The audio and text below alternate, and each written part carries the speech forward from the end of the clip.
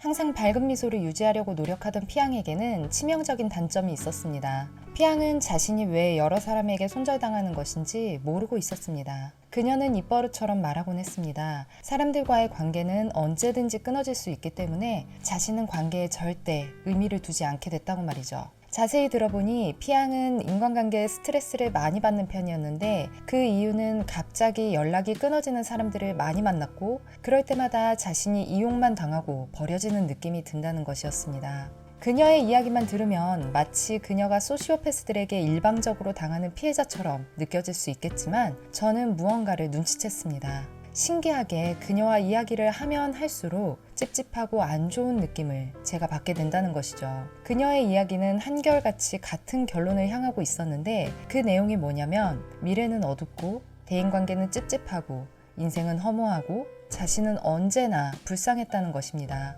본인이 돈이 없는 것은 그럴 수밖에 없었던 비루한 가정사와 주변 환경 때문이고 지금의 남자보다 더 좋은 남자를 만날 수 있었는데 그러지 못한 것이 후회되고 하고 싶은 것이 있어서 알아보면 본인 나이에 지금 하기엔 너무 늦고 힘든 일들이라고 했습니다. 그리고 자신과 비슷한 처지에 있는 사람들을 만나면서 누군가를 험담하거나 사회를 비판하는 것을 즐기고 있는 듯 보였습니다. 저는 그녀와의 관계를 오래 지속하면 할수록 에너지가 크게 소진됨을 느꼈습니다. 게다가 그녀의 이야기들은 꽤 오랜 시간 머릿속에 잔상으로 남기도 했고 때때로 저를 무기력하게 만들기도 했죠.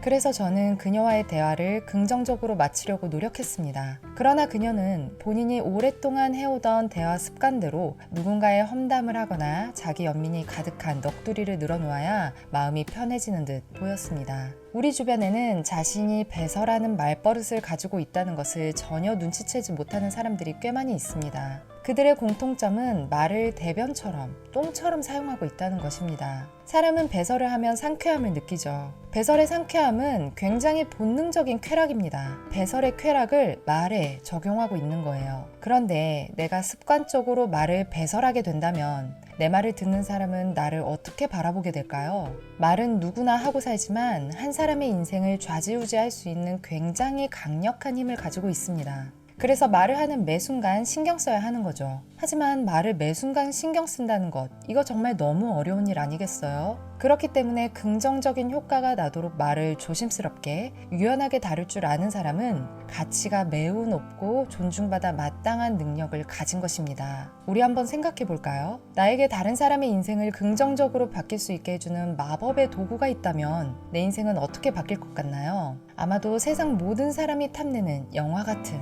놀라운 인생이 되겠죠? 내가 이 놀라운 마법의 도구를 써서 사고를 당하거나 커다란 트라우마를 가진 사람들에게 용기를 준다면 어떨까요? 혹은 지독한 열등감에 자기 비난을 하고 있는 수많은 사람들에게 회복 탄력성을 키울 수 있도록 이 마법의 도구로 도와준다면 어떨까요? 아마도 정말 많은 사람들이 나를 찾게 될 것 같네요. 반면 말을 배설로 사용하는 사람들의 경우 왜 습관적으로 말을 함부로 하게 될까요? 그건 말을 뱉는 순간 느끼는 배설의 시원함, 쾌감에는 강한 중독성이 있기 때문입니다. 그래서 배설의 말버릇은 습관이 되기 쉽고 특히 심리적으로, 정서적으로 취약한 상태에 놓여져 있거나 자존감이 많이 낮아진 경우에는 배설의 말중독을 끊어내기 어려워합니다. 안타깝게도 배설의 말버릇은 나의 신뢰와 평가를 바닥으로 떨어뜨려요. 내가 말을 하는 게 아니라 말을 싸고 있다는 것을 빠르게 눈치채고 고치려 노력하지 않으면 결국 내 주변의 사람들이 점점 사라지게 됩니다. 사람들의 가슴 속에 상처로 남은 대부분의 기억은 말로 인한 상처입니다. 어렸던 내가 건강하게 크기보다는 집안의 경제에 빠르게 기여하기만을 바랬던 매정하고 가부장적인 아버지와 무기력한 어머니의 말, 나를 이용하고 자신의 입장만 이해해주기 바랬던 이기적인 친구의 말, 온전한 따뜻함과 사랑이 아니라 나를 돈으로 보거나 성욕 해소의 도구로 사용했던 못된 애인의 말, 과정보다는 결과만 중요시하고 팀원의 공을 빼앗아가는 무능한 팀장의 말 등등 수많은 사람들이 상처를 주는 도구로 말을 이용합니다. 그런데 여러분, 과연 나는 여기서 자유로울 수 있을까요? 나는 내 평생 누군가에게 한 번도 말로 상처를 준 적이 없다고 장담할 수 있는 사람이 과연 얼마나 될까요? 그리고 보니 부끄럽지만 나도 그런 경험이 있었다면 그렇다면 나는 용서받을 수 없는 나쁜 가해자였던 걸까요? 다 그런 건 아니겠지만 말로 상처를 입히는 대부분의 가해자들은 사실은 이전의 피해자였을 확률이 굉장히 높습니다. 멘탈과 방어력이 약한 시절 누군가의 말로 상처를 입었고 그 후로 자기 연민과 방어가 똘똘 뭉쳐져서 또 다른 누군가를 괴롭히는 피해자 출신의 가해자가 되는 것이죠.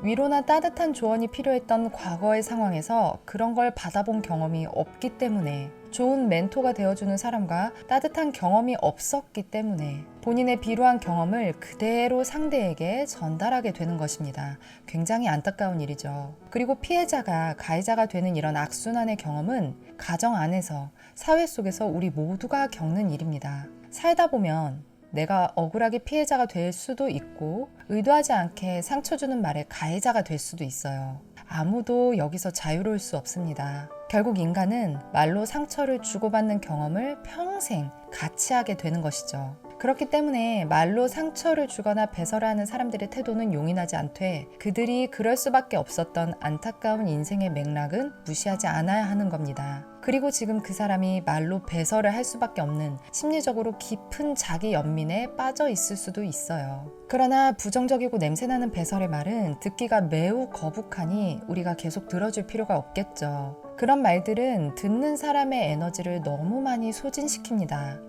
이럴 땐 당신의 말은 계속 듣기가 힘들다 라는 것을 표현해 주는 것이 좋아요. 그러나 이때 그 사람의 인생 자체를 부정하듯 강력한 비난의 피드백을 주는 것은 나 또한 말로 배설을 하게 되는 것임을 미리 인지하고 있어야겠죠. 좋은 방법은 부정적인 이야기를 들어주는 총량을 점점점 줄이는 겁니다. 처음에는 내가 말을 딱 자르면 저 사람이 상처받을까봐 다 듣고 앉아 있었다면 그 다음에는 70%만 들어주고 그 다음에는 50%, 그 다음에는 30%만 들어주는 것이죠. 동시에 이들의 자존감을 높여줄 수 있는 화제로 이야기를 자연스럽게 전환시켜줍니다. 너는 섬세하니까 좀 더 섬세함이 요구되는 직업 분야를 생각해보는 건 어때? 잘할 것 같은데. 너는 요리를 잘하니까 인스타에 요리 사진을 올려서 소통해봐. 그 재능을 그냥 두기가 아깝잖아. 그 사람이 깊게 생각해본 적이 없는 본인의 장점을 스스로 곰곰이 생각해볼 수 있도록 질문으로 화제 전환을 유도합니다. 또다시 부정적인 이야기로 빠지지 않도록 긍정적인 질문을 끊임없이 던져주면 좋아요. 그렇게 질 좋은 대화에서 빠져나가지 못하고 계속 이야기를 하다 보면